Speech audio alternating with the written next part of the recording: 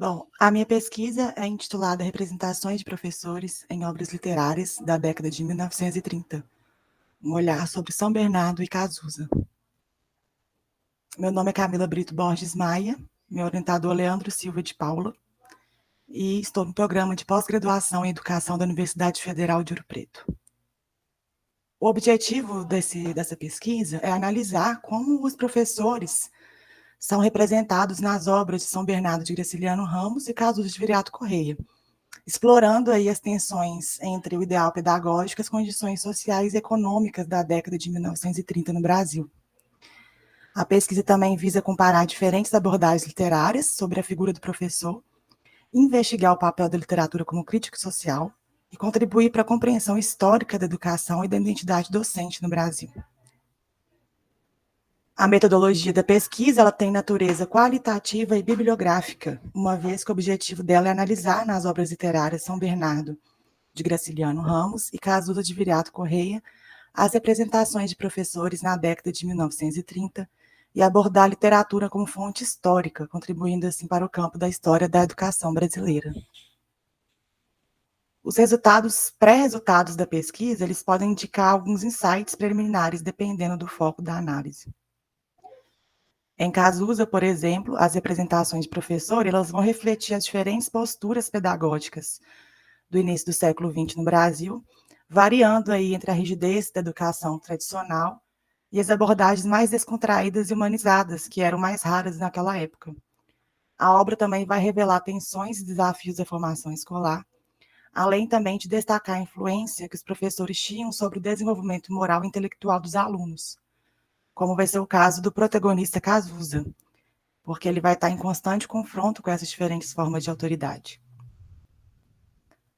E aí, com o objetivo de analisar essas representações, a gente classificou os personagens que aparecem na obra em 4 diferentes categorias, criadas a partir dos adjetivos que aparecem na obra. A primeira são os docentes autoritários e ou que amedrontam seus alunos.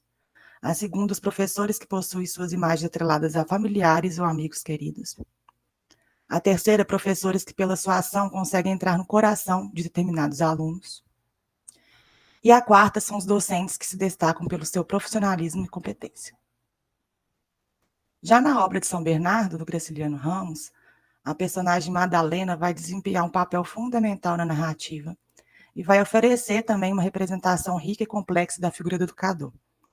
Apesar de a obra não ter como foco central a educação, a personagem de Madalena ela vai poder ser vista como uma espécie de intelectual e professora que desafia o ambiente opressivo e autoritário do seu marido Paulo Honório, o personagem principal.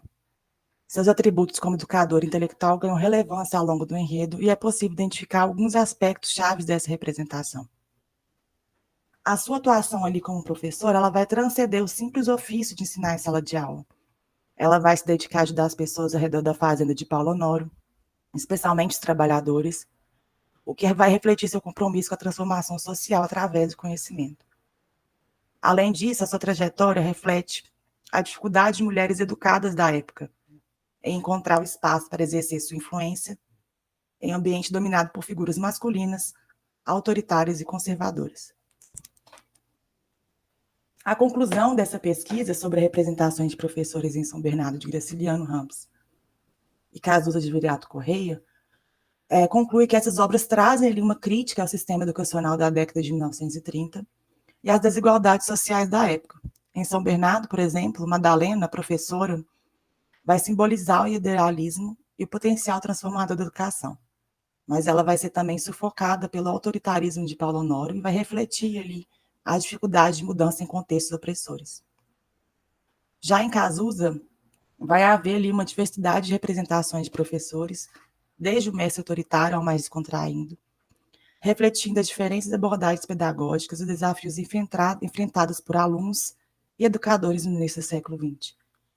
A pesquisa também vai revelar que ambas as obras vão questionar as limitações do sistema educacional da época e trazer reflexões relevantes sobre o papel do professor como agente de transformação social, tanto no passado quanto no presente.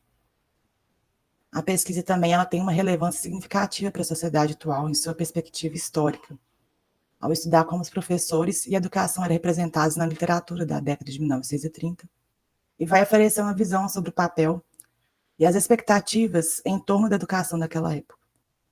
Ao examinar a forma como os autores retratam o sistema educacional, a relação dos personagens com o conhecimento e papel social do professor, é possível entender os valores e as tensões que vão permear a sociedade daquele período.